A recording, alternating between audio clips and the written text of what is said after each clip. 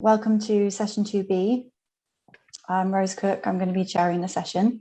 We'll begin then with the first speaker, Emma McKenna. Whenever you're ready, please go ahead.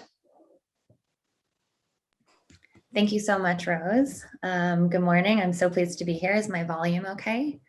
Yep. Okay, great. So yes, I'm Emma McKenna. I am speaking to you from Hamilton, Ontario, Canada. The area that I work and live on is governed by the Dish with One Spoon Wampum Agreement, which is an agreement between the Haudenosaunee and the Anishinaabe traditional, the traditional owners of this land. So I'm so excited to be here, and it's been a great day so far, and I'm eager to get into the discussion afterwards. So I'll just begin and talk a little bit about my project that brings me here, and I look forward to joining the discussion after, as well as with Kevin, our discussant.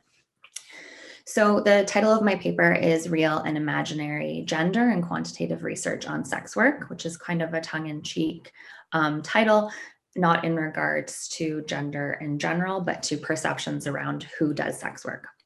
So in Canada, the dominant perception of sex work is a cisgender heterosexual woman, typically imagined to be on the street selling sex, often leaning into a car and selling sex to a cisgender heterosexual man.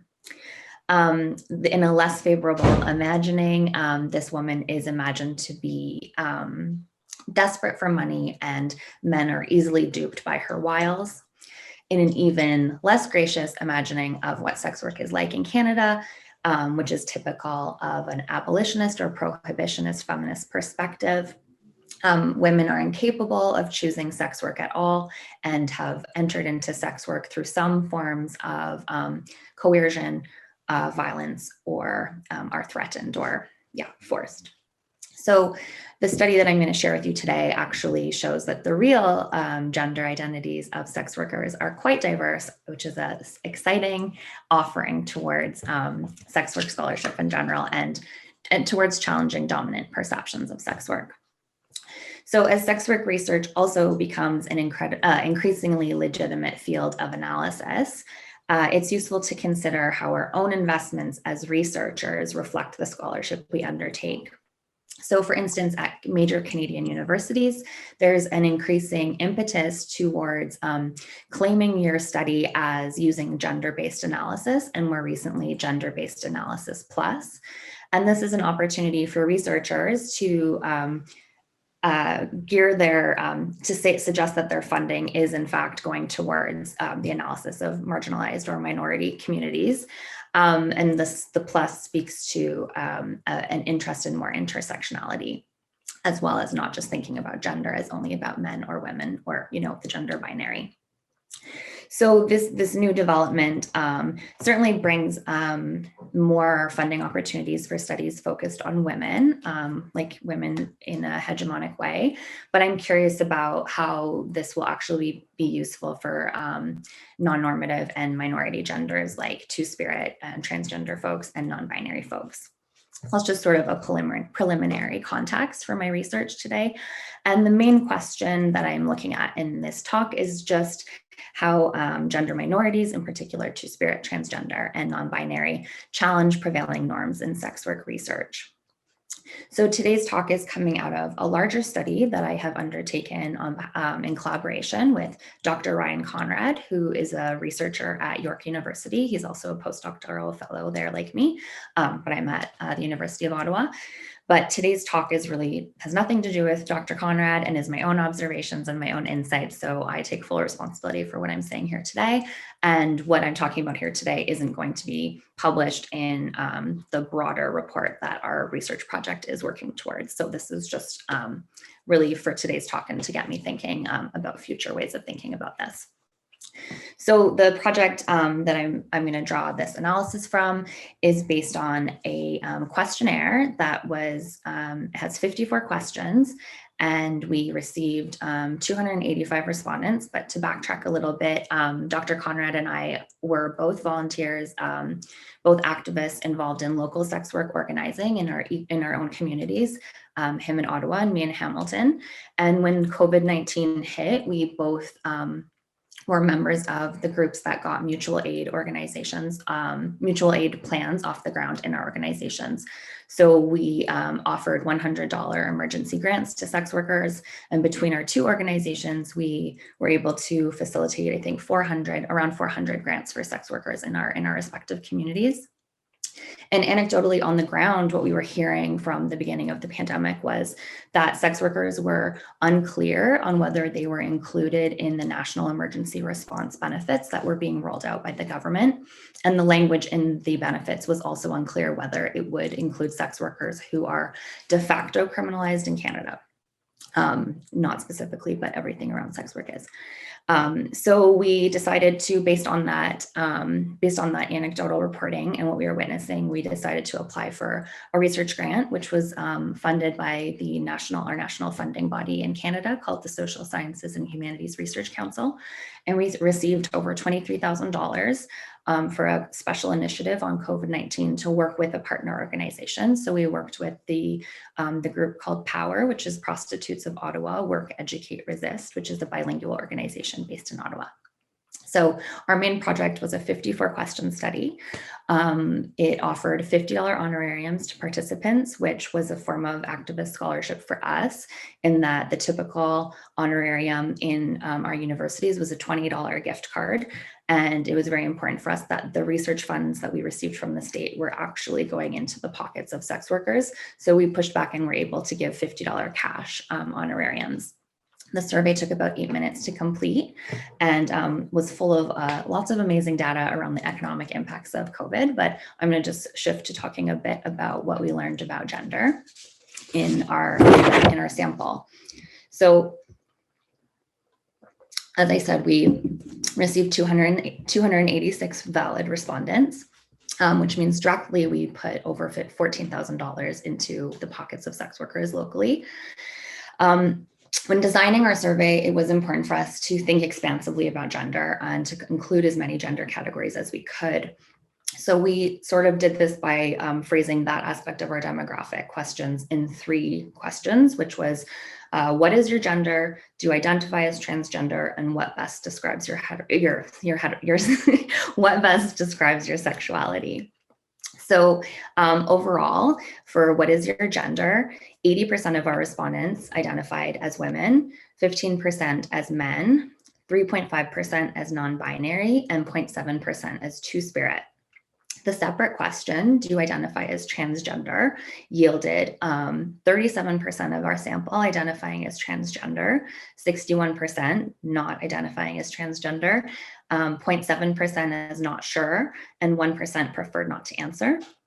And then in what best describes your sexuality, we had heterosexuality and queer kind of on par within the 40%, and then everything from bisexual, gay, lesbian, asexual, pansexual, and again, two-spirit. So it's useful to note that we included two-spirit as both a gender option and both a sexuality option, because in our understanding of the literature as white folks, the person who created the study as me, as non-Indigenous people, our understanding of two-spirit is not necessarily either gender or sexuality. So people have different ways of identifying with the term. Interestingly, we had 4 respondents identify sexually as two-spirit and 2 identify their gender as two-spirit. But of that 4 and that 2, none of those people were the same. And also, which was fascinating to us, of those 6 people who identified as two-spirit in general, none identified as Indigenous. So we had 2 different times in this study that you could, in the demographic section, where you could identify as Indigenous. The first one was in what is your ethnicity, where Indigenous was an option. And then the second was, do you identify as Indigenous, which included Métis and Inuit. So of those 6 two-spirit people, which our understanding had been two-spirit was a term for Indigenous, for some Indigenous people to identify with or not at their will, none of the people identified as Indigenous. So that was we're thinking about research design in the future. In terms of the transgender respondents, in terms of the transgender data, it's incredible that 37% of our sample was identified as transgender. So this is really like over a third of our sample, which is very interesting. And for our report, because we're doing a community-based report on the economic impacts, we hadn't planned to get much into demographics. We really did it as like for our insights as researchers, but it wasn't going to be the focus of our publishing. But now we really have to think like we actually have to bring up this this gender differentiation and gender diversity, because it's actually really important in our data and in our community sample. So of 106 folks who identified as transgender, 84 identified as women, 19 as men, 2 as non-binary, and 1 as two-spirit. And their sexual orientations, again, were reflective, comparable with the overall sample. And same with ethnic diversity, including 3 identifying as Indigenous. Comparing to the non-binary respondents, the category of non-binary, we had 10 individuals identify as non-binary. Of that, 2 identified as transgender also, 5 did not identify as transgender, 2 as not sure, and 1 preferred not to say. So this is really interesting because in my research on using in gender diversity and survey design and in quantitative studies, there does seem to be a conflation of non-binary folks with trans people, or that the term transgender or trans will include non-binary people, that it's an umbrella term. But I think this is a very small data set, but it still suggests that they're actually not necessarily the same categories, and provides an opportunity to think further about like how we can make have more specific questions and more specific designations that don't oversimplify or generalize our gender diverse populations. So just in reflecting on the survey design, we used the Canada Census Guide for Ethnicity to make sure we used the similar phrasing of the question, as well as all the options of what one could choose, and you can check all that apply. But we did not use the census data standard for gender in Canada, which as of 2019 moved from just what is sex to now what is defined at birth. And then the next question is what is gender? So we didn't do that. We also veered away from the option of using male, female, other, or man, woman, other, feeling that other is too non-descriptive and slightly dismissive.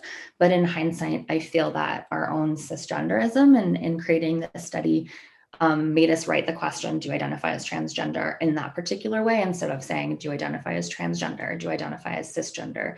Do you identify as neither, and then leaving an opening for like another opportunity to describe something. So I think that would be something to work towards in a future study. So to conclude my discussion, including two-spirit and non-binary categories in quantitative research is an important step in accounting for and recognizing the proliferation of gender diversity. And I think that as opposed to other, it provides specific insights into gender identities. And as the designation of trans is more commonplace now, we do see that it is important, I think, to have more specificity around non-binary is not the same as trans, and to have a separation between those identifications. In terms of my own research and as a sex work researcher, the inclusion, particularly of non-binary individuals in this study and the respondents, really supported multiple aims in my research agenda. And the first is that sex workers are a very diverse group. And the second is that it challenges trafficking discourses that really rely on a narrative of a gendered narrative of a victim and a perpetrator. It also has challenged our research in important ways in terms of giving us an opportunity to become more educated around non-binary and two-spirit individuals in our research practice, and to think more critically about what kinds of barriers non-binary sex workers are experiencing in the industry, and perhaps future research that is more geared towards their particular experiences, including getting feedback and getting having non-binary sex workers involved in our research design, which is important. And finally, the extent of our participants who are transgender really demonstrates to me the importance of gender diversity in sex work research, but also affirms what we really know already, which is that sex work is a very strong employer of trans individuals. The amount of individuals who identified as trans in our study whose primary income was sex work was the majority. So that really suggests that, affirms that sex work has a central place in many trans people's lives. So to me, that just reinforces this imperative that LGBTQ organizations really need to put decriminalization at the forefront of their projects. I'm out of time, but I look forward to discussing your guys' perspectives on improving our gender diversity in our research in the discussion. So thank you so much. Thank you so much, Emma. So we'll move straight on to Joseph. Good afternoon, everyone. I think it's afternoon in almost everyone's time zone now. My name is Joseph van Matre. I am a PhD candidate at Vrije Universiteit Amsterdam. And today I will be talking about gender expression in students' lived experience on college campuses. A slightly older version of this paper is available on my website. Or you can just email me and I'm happy to send it to you. But there should be an updated version by the end of this month, hopefully. And I'll be sharing the outcomes from that more updated version. And also just to say, this work was done previously while I was an institutional research analyst at the University of California Office of the President. So this was not done while at DeVue. And let's see, there we go. So just to give a little bit of background and context for those of you who, many work at higher education institutions, but it's not your object of study. So starting in about early 2000, 2003 or so, we start to see more survey research being done on sexual orientation and gender identity on college campuses, especially in the United States, which is the research context for this study. And then around 2010, we start seeing large scaling up of those studies and seeing larger sample sizes. But overall, what we can say pretty clearly is that sexual and gender minority students on average experience a less welcoming or more hostile campus climate than other students. And that can be anything from social inclusion, safety, or other aspects of climate. And campus climate is associated with academic outcomes for all students and specifically for non-straight and non-cisgender students. More recent work has made a pretty clear connection between how students feel about their campus experience and the actual academic outcomes that we see for those students. And finally, within the LGBT population, gender nonconforming students experience a less inviting environments on campus, even within that smaller population on campuses. And so what I'm going to be looking at in this paper is, or the value added rather of this paper, will include lesbian, gay, and bisexual students, but it also includes heterosexual students who are also cisgender in the conversation.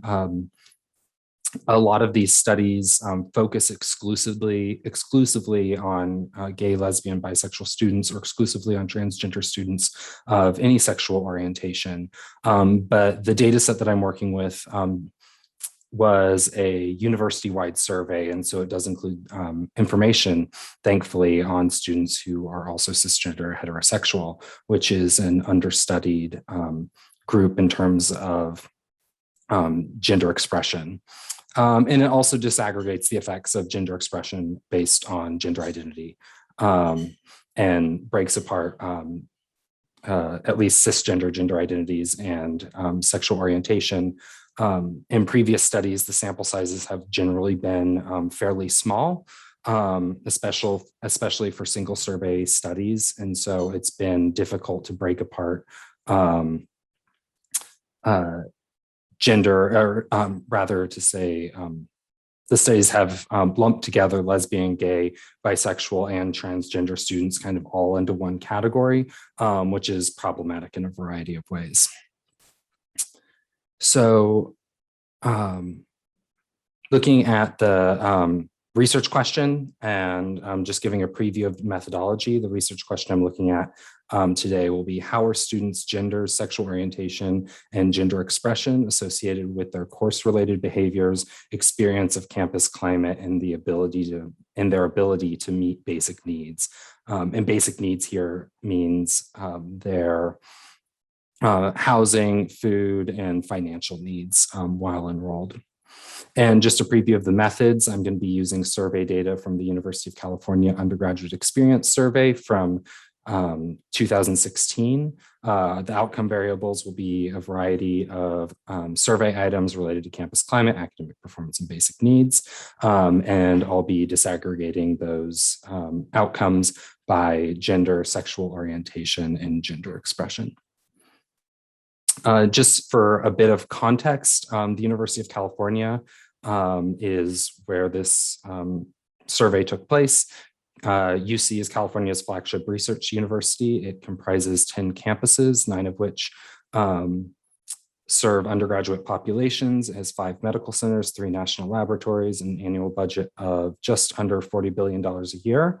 Currently, it has just over 220,000 undergraduate students and a large faculty, 10,500 full-time tenure track faculty, with about 50% more on non-tenure track or non-full-time paths. And it is breaking it down by gender identification. The question they use for this has changed recently, but it's about 54% women, 45% men, less than 1% non-binary. Those were the only 3 given options for that particular question.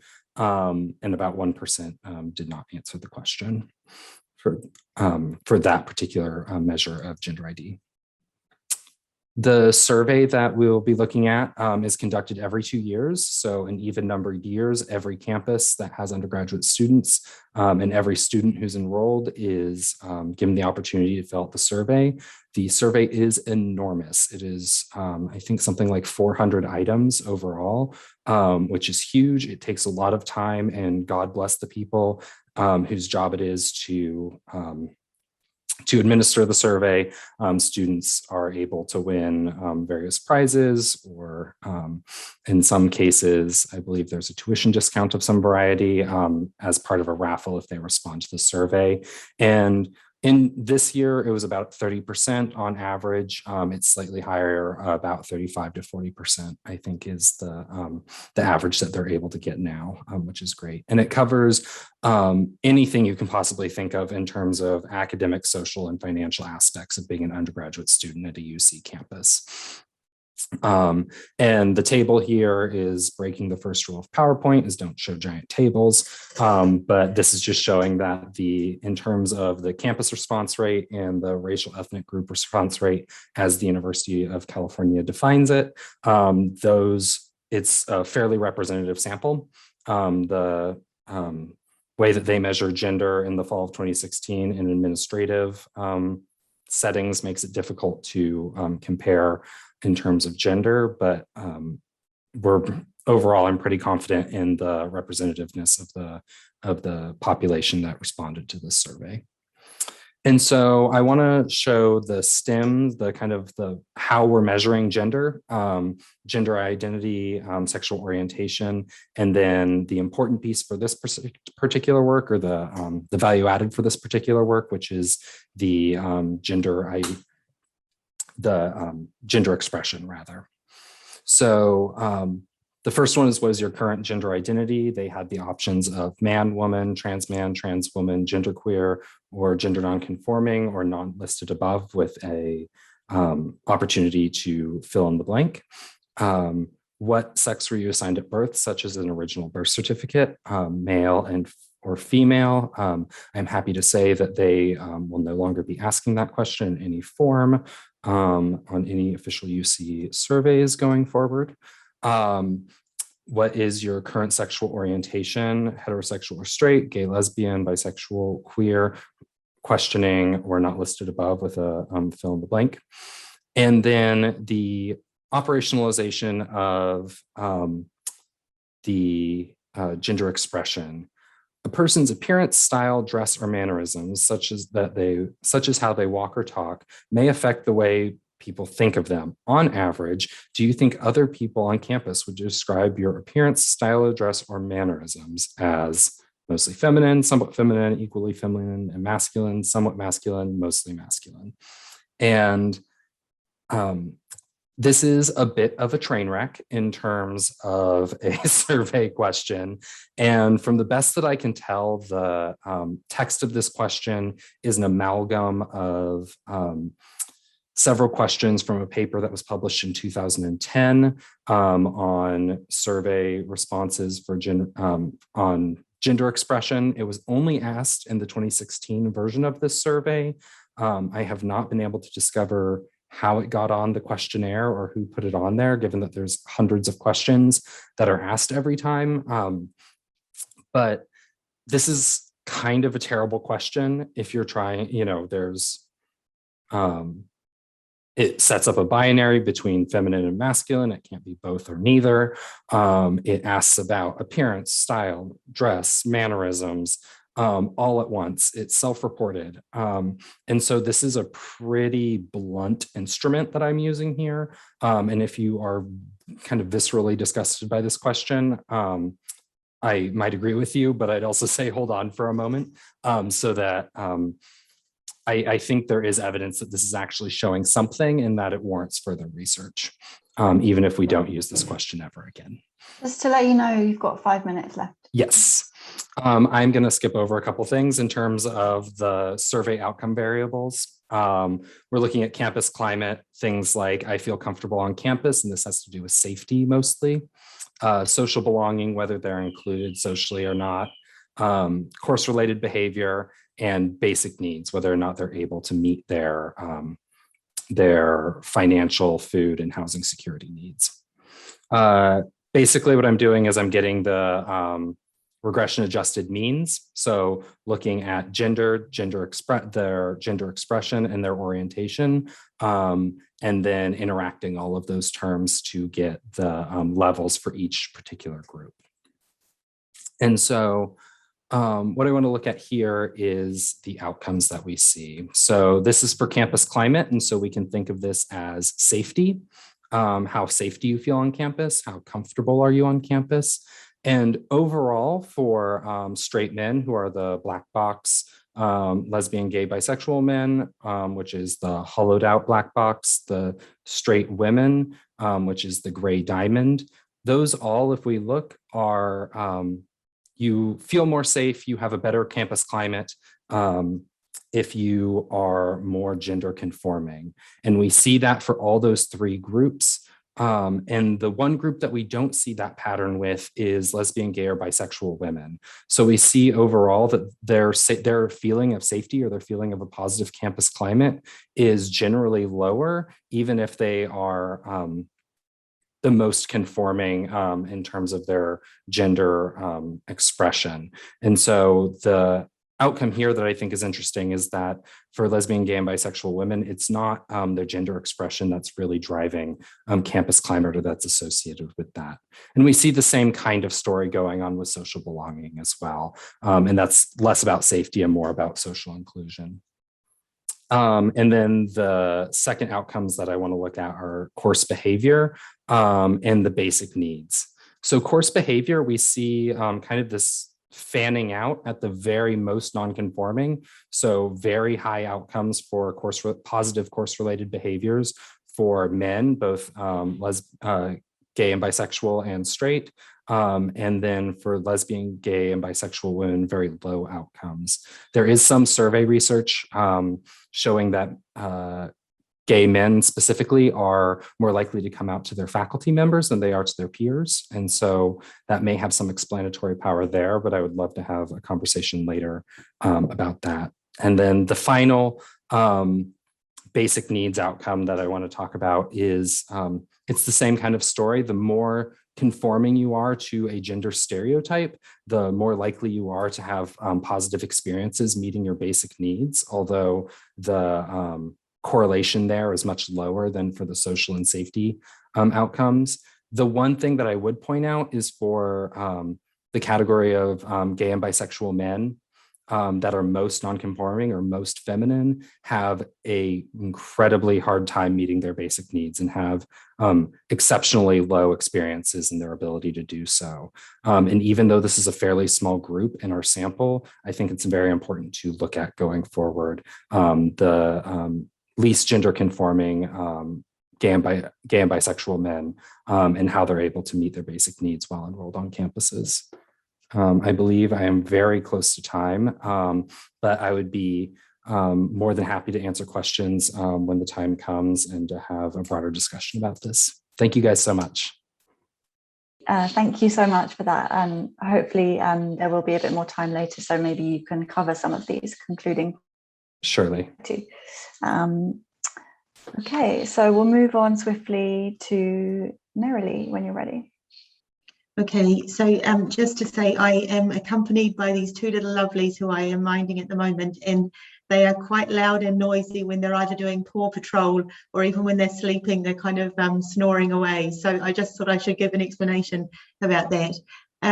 So I am going to be talking about the Growing Up in Ireland study. And as you can probably hear from my accent, I did not grow up in Ireland, and I have access to this data through the Central Statistics Office and through the Department of Children and Youth Affairs. And just to put in a disclaimer to say that this is my work and it doesn't represent their views at all. I am a PhD student. I'm based in University College Dublin, which is in Ireland, and my advisor on the project is Dr. Gary J. Gates, who is a very well-known demographer. So just to talk a bit about my research, I'm doing a mixed method study that's aligned to the Irish LGBTI National Youth Strategy, and this is a bit of a world first.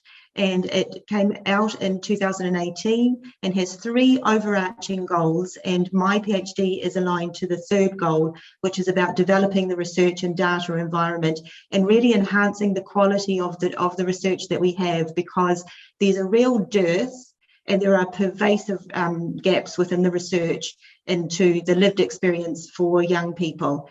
And I am specifically looking at 2 areas. So the objectives talk about positive mental health, but I would conceptualize this within an idea of well-being, which is much more holistic and includes times when our mental health is compromised and we may have mental health diagnoses and those kind of things. And also specifically this strategy called for exploration of growing up in Ireland data around sexual orientation, and they identified relevant information, which also includes gender identity.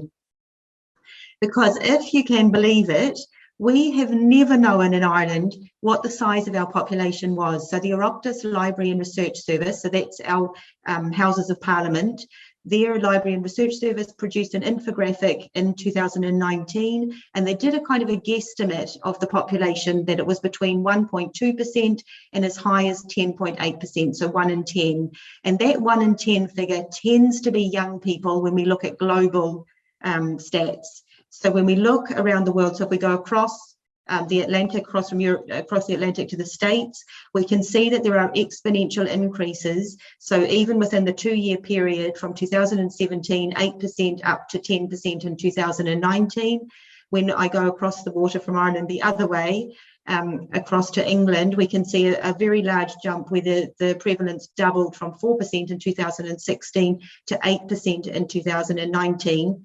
And right down the other side of the globe where I am from, New Zealand had data that they produced in 2016 that had this 10% figure, and we don't have more current data, and we're not quite sure how they sliced and diced this information to get that. So, drum roll, for the first time in Ireland, we know that 1 in 10 young people identify as lesbian, gay, bisexual, transgender, questioning, asexual, or describe their gender as other. When we look at the Growing Up in Ireland cohort, they were born in 1998 and they were asked at 17 or 18 years about their sexual orientation. So of these 1 in 10 young people, for the group that are lesbian, gay or bisexual, we can see very clearly that we're moving away from binary ways of identifying. So 2/3 of these young people identify as bisexual and 1/3 identify as lesbian or gay. And it gets quite interesting when we look at this kind of bisexual variable, because there's a gendered crossover effect where more young men identify as gay than bi, and more young women identify as bi than L or G. And this is very consistent with what we see in data that's coming out of other jurisdictions. Also, interestingly, one of the options was a questioning response, but we don't know what this questioning response means. So it's possible that it reflects social change, and that what we're seeing is that young people are very much embracing the idea that sexual orientation is not fixed, that it can change and be dynamic across the lifespan, and that this is much more in accordance with what we see in terms of other jurisdictions, where we can see Gen Z identifying much more strongly across broader labels and those kind of things. It's also possible that it doesn't reflect social change, and that the young people felt that there wasn't a response that was available to them, and that the way that they self-identify. It's possible they're challenging the question, I'm gay, so what, get over it, and they're just not interested in labels. And we also know that for some straight people, but usually older cohorts, understanding that everybody has a sexual orientation is kind of new, and we're still getting there with that one. So for some straight people, they think sexual orientation equals gay. In terms of the cohort around gender identity, if you can imagine there were 100 young people, and of those 10 young people were LGBTI, of those 10, 1 describes themselves as trans or their gender as other. But again, we don't know, what does this mean when young people describe their gender as other?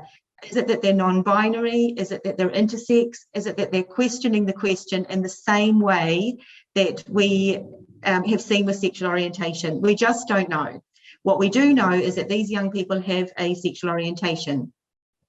And we can see again that it's not a binary identity. So almost a half of these young people identify as bi. So to contextualize these findings, we can see that for this millennial group, so our young people are born in 98, so they fall within that cohort.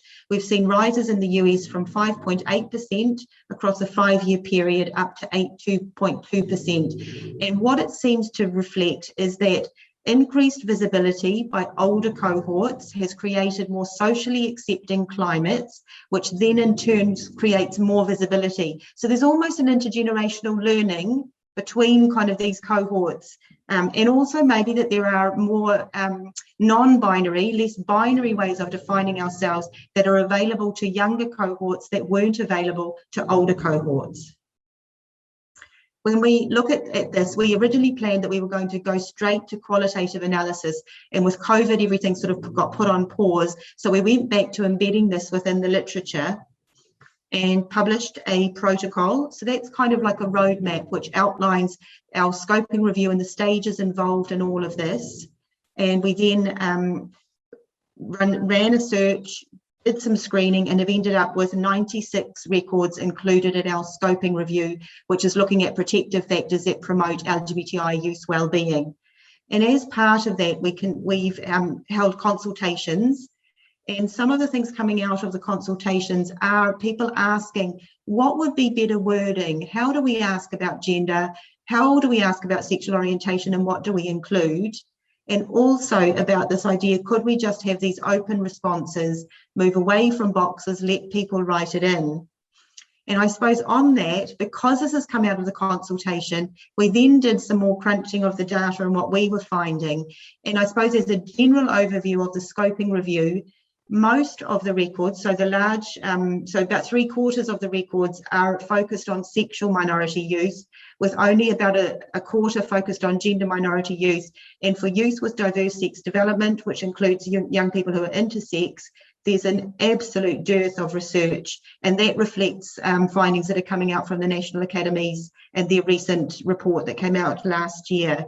But more than that, it's the way that people are identifying. So when we look at sexual minority youth, we've got 28 descriptors And when we look at gender minority youth, we've got 27 descriptors. So it becomes quite interesting about how we manage that if that was available within a quantitative context, because this is probably more likely to be within a qual context where people can express themselves, and it doesn't have the same meaning because we don't need to be able to crunch the data and have large enough sample sizes and cell sizes so that we can report the data meaningfully.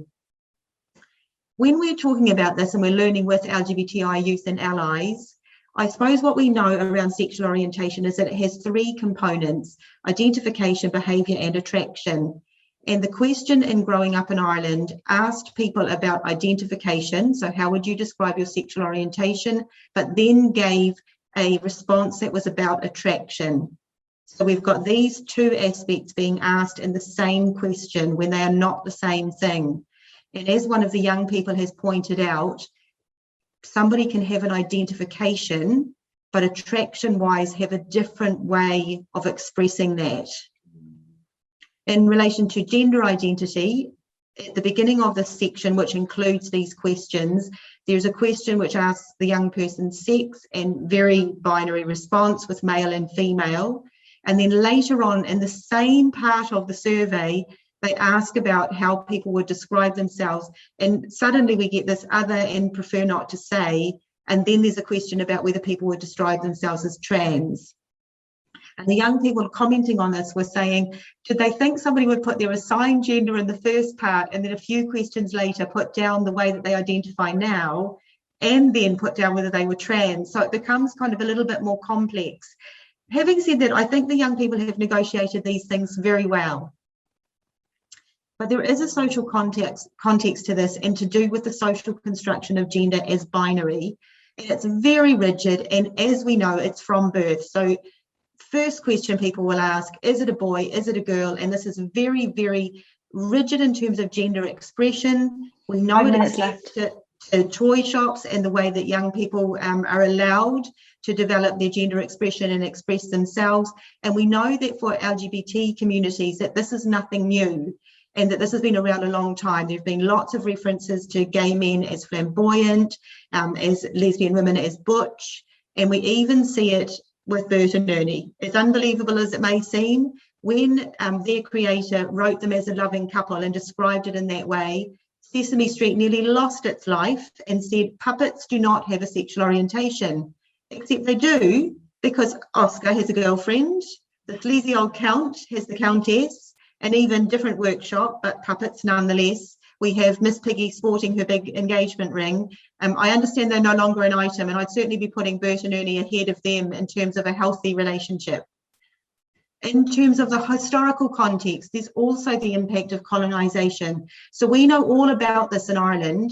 The 1885 Criminal Law Amendment Act was only decriminalised in 1993. And that was only 5 years before the young people in Growing Up in Ireland and the cohort that I'm looking at were born. But more than that, our Oscar Wilde, so he is one of our best known playwrights who spoke about the love that dare not speak its name, was convicted under this act of gross indecency and given the maximum possible sentence, probably to try to break him. And really they did break him, possibly to make an example of him, because we're talking about a kind of a combination of very toxic Victorian morality with ideas of scientific and medical notions of abnormality and normality. And then in the broader context, this mixes in with colonization. So you get all of this toxic mix. And when we go around the world, we can see that there is this idea of third gender that has existed in lots of Indigenous populations. So Takatapui in New Zealand, where I'm from, Whawhawhine in Samoa, Whakaleti in Tonga, Mahu in Hawaii and in Tahiti, Two-Spirit in Canada, Hijra in India. And we know that despite the efforts to remove the historical trace of these communities, that Indigenous populations recognise those born with a different gender, and a kind of a blurry kind of a thing between gender and sexual orientation, and they recognise their wairoa, their spirituality. We have had some acknowledgement of the impact of this. So former British Prime Minister Theresa May in 2018 expressed her regret because the legacy of this is huge in terms of discrimination, violence, and even death of communities overseas, because it is still criminal in 36 post-colonial countries. And this is why I would say that Ireland is one of the first countries that colonized by Britain. It's really important that we learn with Ireland. When these young people and growing up in Ireland were asked these questions, it was 2016, the year following the Marriage Equality Act, whereby a plebiscite, so two-thirds of the population voted for marriage equality and changed our constitution. The same year we had the Gender Recognition Act, and that's for adults over 18. And then in 2018, we had the launch of the LGBTI National Youth Strategy.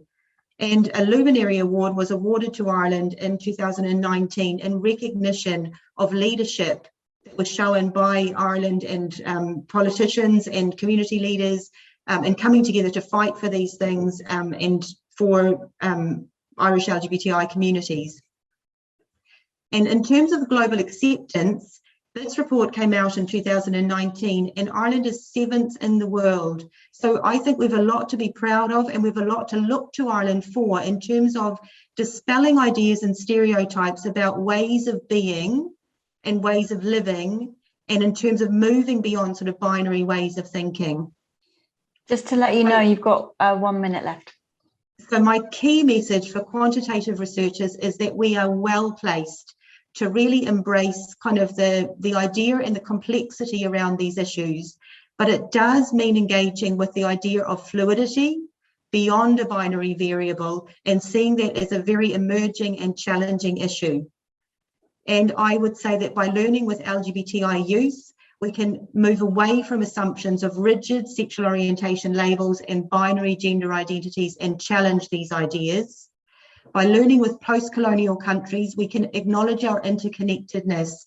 It's not just that one person is doing something somewhere, we're all interconnected and we can all learn from each other, which is a bit of the idea of the jigsaw that I showed at the beginning. And by learning with Indigenous populations, we can recognise the blurring of multifaceted identities beyond the LGBTI acronym. But is this easy? No, but is it good? Yes. So I would say that what we need to do is start moving towards kind of interrogating some of our quant data and our findings with the populations that we're working with. And to end with a quote from one of the young people, I find it fascinating that any data is better than none, but there is a balance. Data without a story can be unhelpful. That's where the LGBTI plus community triumphs. You can have both. Thank you very much. Okay, thank you so much, Nerilee, and thank you to all of our 3 speakers. So we're very lucky now to have, following on from the presentations, some comments from our discussant, Kevin.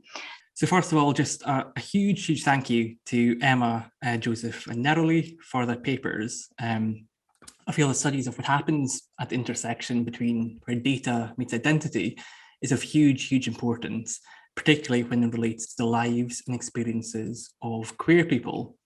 So I felt absolutely spoiled by the number of threads introduced across your 3 papers, and I want to tease out and discuss some of them in more detail.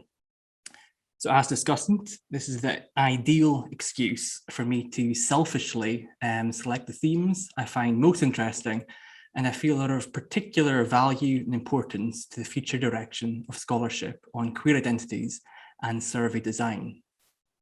So in my response to the papers, I'm going to cover 4 broad themes that I felt chimed with me on reading and hearing the papers today, as well as some questions for future discussion and reflection. So the first theme that emerged across the papers for me was this idea of space and time. The papers shared experiences from research conducted in 3 different national contexts, Ireland, the USA, and Canada. And although there are many similarities across these contexts, there are also some clear differences, as Emma highlighted in her discussion of two-spirit identities in Canada. I think for me, and perhaps of even greater interest, is what happens when we overlay the question of time to these papers. Nerilee's account of working with young people in Ireland and the terms they use to describe their identities will likely differ from older people if a similar study was undertaken. So for me, this raises some interesting questions as to how a researcher might go about designing a general survey instrument or tool that operates at the level of the population. At an individual level, I'm also intrigued to think about how gender, sex, and sexuality can evolve and change and reformulate itself over a person's life course. There's no guarantee that how somebody identifies at 17 will be the same as 27, or how someone who's 50 will identify when they're 80. I also like what Nerilee mentioned about this intergenerational dimension of work, how these different age cohorts actually aren't exclusive, but often interact in really interesting ways. This temporal dimension of identity is often overlooked in survey design, and I'm keen to think about how we might design tools that account for this fluidity. The second theme that emerged for me was around the discussion of actions, identities, and behaviours. So in addition to fluidity, both Nerilee and Joseph's papers introduced some really important reflections on the diversity of measures used to make sense of gender, sex, and sexuality, and what falls under the broad umbrella of LGBTI+. Nerilee described actions, identities, and behaviours that are understood as dimensions of an individual's sexual orientation and how they might relate and interact with ideas about gender and sex. Joseph explored associations between sexual orientation and gender expression. This was particularly novel as gender expression is not often discussed in regard to survey design, and particularly a question that asks about how someone believes that their appearance, style, dress, and mannerisms are perceived by other people. So this self-assessment of an external ascription presents many problems. I know that Joseph did describe the question as a bit of a train wreck, but it is a dimension in how legislation, at least within the context of the UK, works to protect individuals from discrimination and hate crime. So in this legislation, nobody actually needs to self-identify as a characteristic under question. It's about how an individual is perceived by an aggressor or how the experience is perceived by the victim. So I think there are some interesting interactions there between this kind of perception of gender expression and how that might interact with existing legislation across different countries. Translating this complexity into a survey design is no easy feat, and I think the question that was used in that survey is by no means perfect, but I do welcome this discussion. I hope that it provides us prompts for future reflection. The third theme that emerged for me is what I'm describing as the one-step, two-step approach. So I expressed kind of small yelps of glee when reading both Joseph and Emma's paper, and their discussion of what is potentially lost when using a two-step approach to the collection of data about trans and cis respondents. So as described in their papers, a two-step approach very simply is where a survey uses information collected from two separate questions and to discern whether or not somebody identifies as trans, cis, or another gender modality. This most often takes the form of one question asking about a person's sex assigned at birth, followed by another question asking about a person's current gender identity. The use of a two-step approach to identify trans respondents is particularly common in many surveys, particularly in North America. In contrast, Scotland's next national census, taking place in March next year, uses a one-step question that asks whether respondents consider themselves to be trans or have a trans history, with the response options no, yes, and a general write-in box. So I see this departure from asking questions about an individual's sex assigned at birth, which are problematic for a variety of ways, particularly in the context of education and social studies, as a real positive step, and was therefore really pleased to see some critique around what's lost when those types of questions are asked. Finally, my kind of fourth and final theme that emerged for me was this discussion about absent characteristics. Emma's suggestion, in place of a two-step question, took us one step further as a reframed question to ask about whether somebody identified as cisgender, transgender, or none of the above. So this question really underscores absence of identity characteristics such as cisgender and heterosexual in the design of surveys on gender, sex, and sexuality. In my own research into Scotland's census, I've documented opposition to use of the term cis in the census and the farcical situation that we found ourselves in, where a politician with oversight of the design process for the trans question had only recently become aware of what was meant by the word cis. So as a result, in general surveys, questions such as, do you identify as trans or as someone with a trans history, require the vast majority of respondents to answer in a way that negates an identity. So in a sense, for example, around 99% of respondents would answer the question by saying, I'm not trans. Emma's research into the diversity of sex workers spins this question on its head and reminds us of the importance of challenging presumptions about the cisgender or heterosexual status of research participants.